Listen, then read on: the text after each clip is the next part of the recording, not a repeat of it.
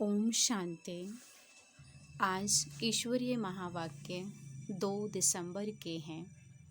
आज के ईश्वरीय महावाक्यों का सार है, मीठे बच्चे समय प्रति समय ज्ञान सागर के पास आओ।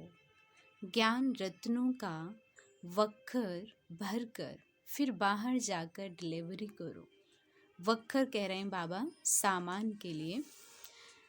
विचार सागर मंथन कर सेवा में लग जाओ। समय प्रति समय ज्ञान सागर के पास आओ। ज्ञान रत्नों का वक्खर यानी सामान भरकर फिर बाहर जाकर के डिलीवरी करो। विचार सागर मंथन कर सेवा में लग जाओ। आज प्रश्न पूछते हैं बाबा, सबसे अच्छा पुरुषार्थ कौन सा है? बाप को कौन से बच्चे प्यारे लगते हैं? सबसे अच्छा पुरुषार्थ कौन सा है? बाप को कौन से बच्चे प्यारे लगते हैं? बाबा ने उत्तर बताया, किसी का भी जीवन बनाना यह बहुत अच्छा पुरुषार्थ है। बच्चों को इसी पुरुषार्थ में लग जाना चाहिए।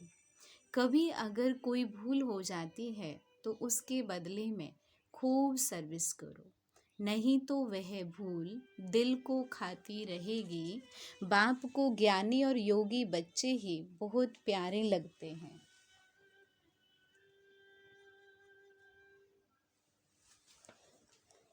गीत आज का जो पिया के साथ है उनके लिए ज्ञान की बरसात है। ओम शांति। बच्चे समझ सकते हैं कि सन्मुख मुरली सुनना व टेप में सुनना व कागज पर पढ़ने में फर्क जरूर है। गीत में भी कहते हैं, जो पिया के साथ है। बरसात तो सबके लिए है, परंतु साथ में रहने से बाप के एक्सप्रेशन को समझने, भिन्न भिन्न डायरेक्शन को जानने का बहुत फायदा होता है। परंतु ऐसे भी नहीं किसको बैठ जाना है। वक्खर सामान भरा और जाकर सर्विस की, फिर आया वक्खर भरने। मनुष्य सामान खरीद करने जाते हैं बेचने के लिए, बेचकर फिर सामान लेने आते हैं। यह भी ज्ञान रत्नों का वक्खर है। बाबा कह रहे हैं, मधुवन बेहद के घर में आप आते हैं तो यहाँ से ज्ञान रत्नों का सामान भर के लेके जाओ और फिर जाकर के आप सेवा करो। अनेकों को ये ज्ञान रतन आप बांटो। वक्खर लेने वाले तो आएंगे ना, कोई डिलीवरी नहीं करते हैं, पुराने वक्खर पर ही रहते हैं, नया लेने नहीं चाहते हैं। ऐसे भी बेसमझ हैं।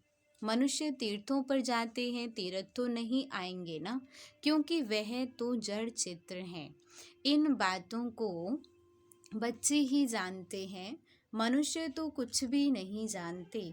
बहुत बड़े बड़े गुरु लोग श्री श्री महामंडलेश्वर आदि जिज्ञासुओं को तीर्थों पर ले जाते हैं। त्रिवेणी पर कितने जाते हैं? नदी पर जाकर दान करने को पुण्य समझते हैं। यहाँ भक्ति की तो बात ही नहीं, यहाँ तो बाप के पास आना है। तो बच्चों को समझकर फिर समझाना है। प्रदर्शनी में भी मनुष्यों को समझाना है। यह जो 84 जन्मों का चक्र लगाते हैं, यह तो बच्चे जानते हैं, सब नहीं लगाते हैं। इसमें समझाने की बड़ी युक्ति चाहिए। इस चक्र में ही मनुष्य मूंझते हैं। झाड़ का तो किसी को पता ही नहीं है। शास्त्रों में भी चक्र दिखाते हैं, कल्प की आयु चक्र से निकालते हैं। चक्र में ही रोला है। हम तो पूरा चक्र लगाते हैं, 84 जन्म लेते हैं। बाकी इस्लामी, बौद्धि आदि वह तो बाद में आते हैं। हम कैसे उस चक्र से सतो रजो तमो में पास करते हैं? बाबा कहते हैं कि जो ये पूरा सृष्टि चक्र है, कैसे हम सतों में आए, फिर रजो कैसे बनते, तमो, ये कैसे पूरा चक्र पास करते, वह गोले में दिखाया हुआ है। बाकी और जो आते हैं इस्लामी, बौद्धि आदि, उनका कैसे दिखावें? वह भी तो सतो रजो तमो में आते हैं। हम अपना विराट रूप भी दिखाते हैं। सतयुग से लेकर कलयुग तक पूरा राउंड ले आते हैं।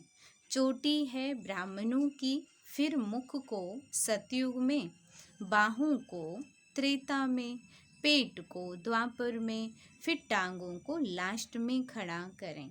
यानी अंगों को दिखाया है, विराट रूप में बताया है। अपना तो विराट रूप दिखाएं, बाकी अन्य धर्म वालों का कैसे दिखाएं, उसे भी शुरू करें। तो पहले सतो प्रधान, फिर सतो रजो तमो। तो इससे सिद्ध हो जाएगा कि कभी भी कोई निर्वाण में नहीं गया है। उनको तो इस चक्र में आना ही है। हर एक को सतो रजो तमो में आना ही है। इब्राहिम, बुद्ध, क्राइस्ट आदि भी तो मनुष्य थे। रात में बाबा को बहुत ख्याल चलता है। ख्यालात में फिर नींद का नशा उड़ जाता है, नींद फिट जाती है। समझाने की बड़ी अच्छी युक्ति चाहिए। उनका भी विराट रूप बनाना पड़े, उनका भी पैर पिछाड़ी में ले जाएं, फिर लिखत में समझाएं। बच्चों को समझाना है। क्राइस्ट जब आते हैं उनको भी सतो रजो तमो से पास करना पड़ता है। सतयुग में तो वह आते नहीं, आना तो बाद में है। कहेंगे क्राइस्ट हेवन में नहीं आएगा, यह तो बना बनाया खेल है। तुम जानते हो क्राइस्ट के आगे भी धर्म थे, फिर वो ही रिपीट करना है। ड्रामा का राज समझाना होता है। पहले पहले तो बाप का परिचय देना है। बाप से कैसे सेकंड में वर्षा मिलता है, गाया भी हुआ है। सेकंड में जीवन मुक्ति। देखो बाबा के कितने ख्यालात चलते हैं।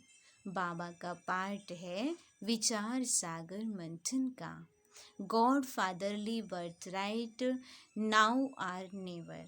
अक्षर लिखा हुआ है, यानी परम पिता परमात्मा से आप अपना स्वर्ग का बादशाही वर्षा लो, अब नहीं तो कभी नहीं। लिखा हुआ ये शब्द है, तो जीवन मुक्ति अक्षर लिखना है। लिखत क्लियर होगी तो समझाने में सहज होगा। जीवन मुक्ति का वर्षा मिला। जीवन मुक्ति में राजा रानी प्रजा सब हैं, तो लिखत को भी ठीक करना पड़े। बिगर चित्र भी समझाया जा सकता है, सिर्फ इशारे पर भी समझाया जा सकता है। यह बाबा है, यह वर्षा है। जो योग युक्त होंगे वे अच्छी रीति समझा सकेंगे। सारा मदार योग पर है। योग से बुद्धि पवित्र होती है, तभी धारणा हो सकती है। जितना जितना बाबा को याद करते हैं बुद्धि क्लीन क्लियर बनती जाती है। इसमें देही अभिमानी अवस्था चाहिए। सब कुछ भूलना पड़े, शरीर को भी भूलना है। बस अब हमको वापस जाना है। यह दुनिया तो खत्म हो जाने वाली है।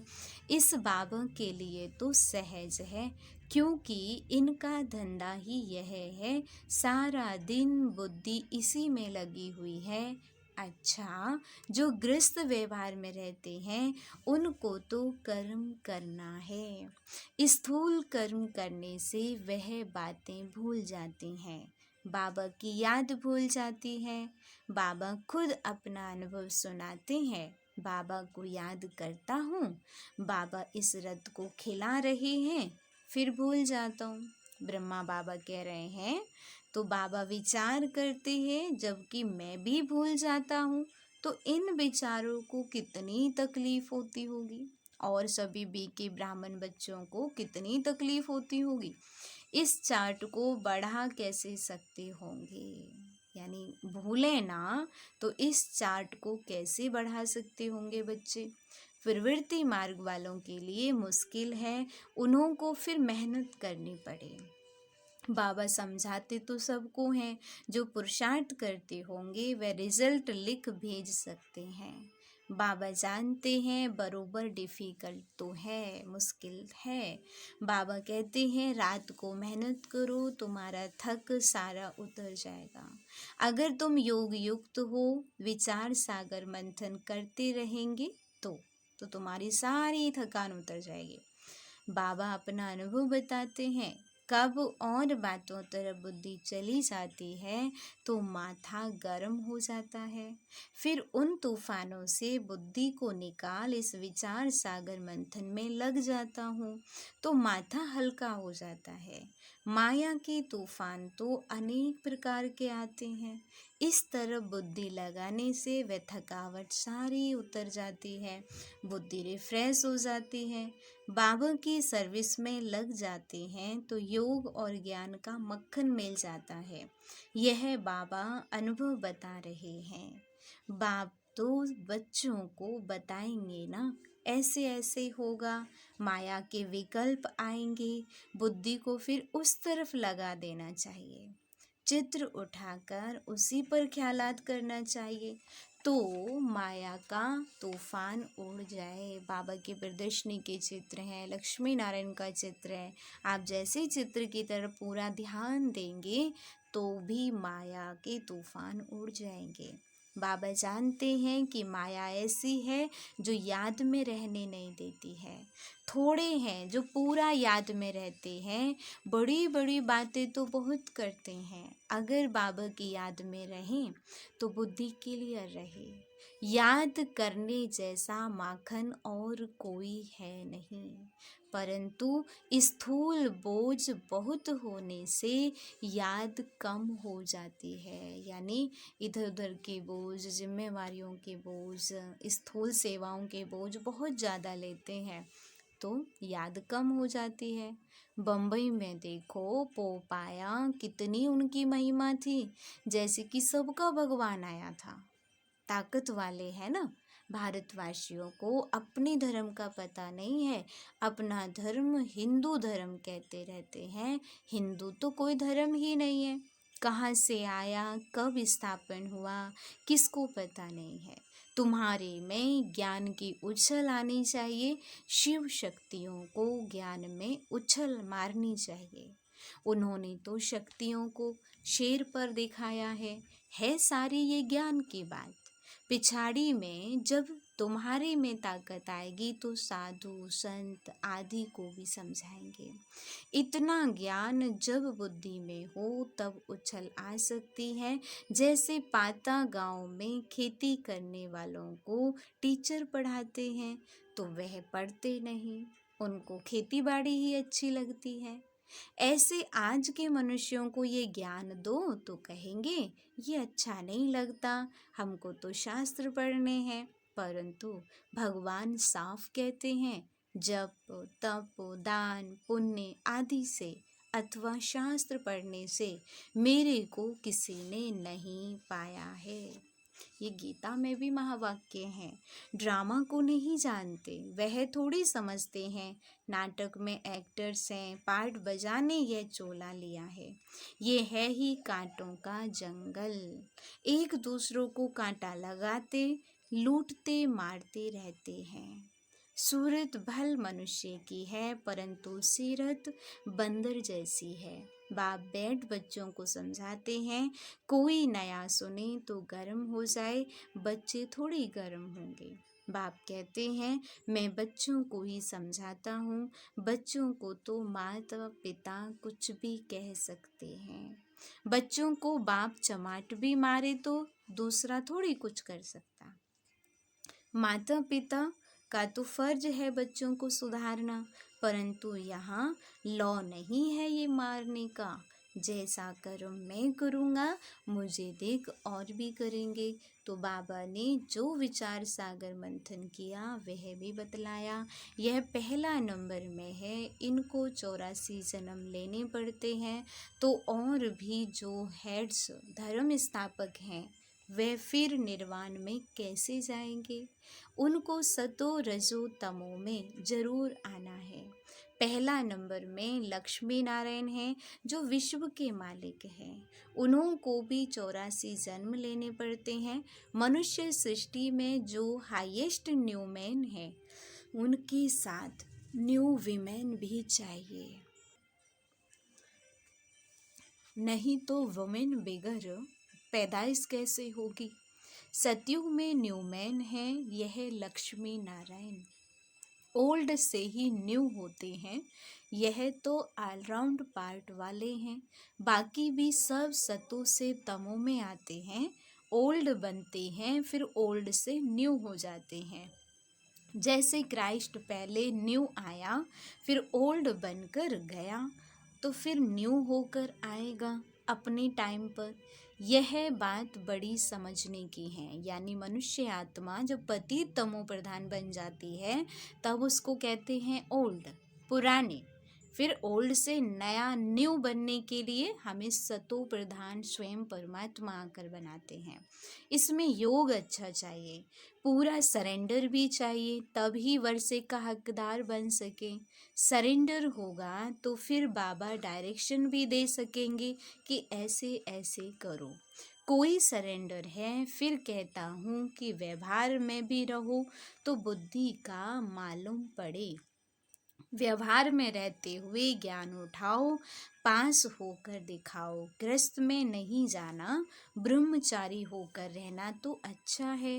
बाबा हरि का हिसाब भी पूछते हैं। मम्मा बाबा की पालना ली है तो फिर कर्ज भी उतारना है तो बल मिलेगा, नहीं तो बाप भी कहेगा कि हमने इतनी मेहनत कर पढ़ाया, पालना की और हमको छोड़ दिया। हर एक की रग देखनी पड़ती है, फिर डायरेक्शन दिए जाते हैं। समझो इनसे भूल हो जाती है तो बाप उसको अभूल कराए ठीक कर देते हैं। ब्रह्मा बाबा से कोई भूल हो जाती है तो बाबा अभूल कराए ठीक कर देते हैं। यह भी कदम कदम श्रीमत पर चलते रहते हैं। कब नुकसान हो जाता है तो समझते हैं ड्रामा में था, आगे फिर ऐसी बात होनी नहीं चाहिए। भूल तो अपनी दिल को खाती है। भूल की है तो उसकी एवज में फिर बहुत सर्विस में लगना चाहिए, पुरुषार्थ बहुत करना चाहिए। अगर कोई भूल हो गई है, गलती हो गई है तो उसकी तुलना में आप बहुत ज़्यादा सेवा करिए, पुरुषार्थ करिए, तो उसका जो बोझ है, जो दिल खा रहा है बार बार, तो आपको हल्का लगेगा। कोई का जीवन बनाना ये है पुरुषार्थ। बाबा कहते हैं मुझे योगी और ज्ञानी सबसे प्यारा है। योग में रहकर भोजन बनाए खिलाएं तो बहुत उन्नति हो सकती है। ये शिव बाबा का भंडारा है, तो शिव बाबा के बच्चे जरूर ऐसे योग युक्त होंगे। धीरे धीरे अवस्था ऊंच होती है, टाइम जरूर लगता है। हर एक का कर्म बंधन अपना अपना है। कन्याओं पर कोई बोझ नहीं, हाँ बच्चों पर है। बड़े बच्चे हो गए हैं तो माता पिता को बोझ पड़ता है। बाप ने इतना समझाया, इतना समय पालना की है तो उन्हों की पालना करनी पड़े। हिसाब चुकतू करना है तो उनकी भी दिल खुश होगी। सपूत बच्चे जो होते हैं तो वह मुसाफिरी से लौटने पर सब कुछ बाप के आगे रखते हैं। कर्जा उतारना है ना, बहुत समझने की बातें हैं। ऊंच पद पाने वाले ही शेर मुआफिक उछलते रहेंगे। अच्छा, मीठे मीठे सिक्की लदे बच्चों प्रति माता पिता बाप दादा का याद प्यार और गुड मॉर्निंग। रूहानी बाप की रूहानी बच्चों को नमस्ते। रूहानी हम बच्चों की रूहानी बाप दादा को नमस्ते नमस्ते। शुक्रिया बाबा। धारणा के लिए मुख्य सार है, फर्स्ट पॉइंट है इसमें, योग में रहकर भोजन बनाना है, योग में ही रहकर भोजन खाना और खिलाना है। सेकंड नंबर है, बाबा ने जो समझाया है उस पर अच्छी रीति विचार सागर मंथन कर योग युक्त हो, औरों को भी समझाना है। वरदान है आज का, स्व परिवर्तन और विश्व परिवर्तन की जिम्मेवारी के ताजधारी सो विश्व राज्य के ताजधारी हो। जैसे बाप के ऊपर प्राप्ति के ऊपर हर एक अपना अधिकार समझते हो, ऐसे स्व परिवर्तन और विश्व परिवर्तन दोनों की जिम्मेवारी के ताजधारी बनो, तब विश्व राज्य के ताज अधिकारी बनेंगे। वर्तमान ही भविष्य का आधार है। चेक करो और नॉलेज के दर्पण में देखो कि ब्राह्मण जीवन में पवित्रता का, पढ़ाई और सेवा का डबल ताज है। यदि यहाँ कोई भी ताज अधूरा है तो वहाँ भी छोटे से ताज के अधिकारी बनेंगे। स्लोगन है, सदा बाप दादा की छत्र छाया के अंदर रहो तो विघ्न विनाशक बन जाएंगे। ओम शांति।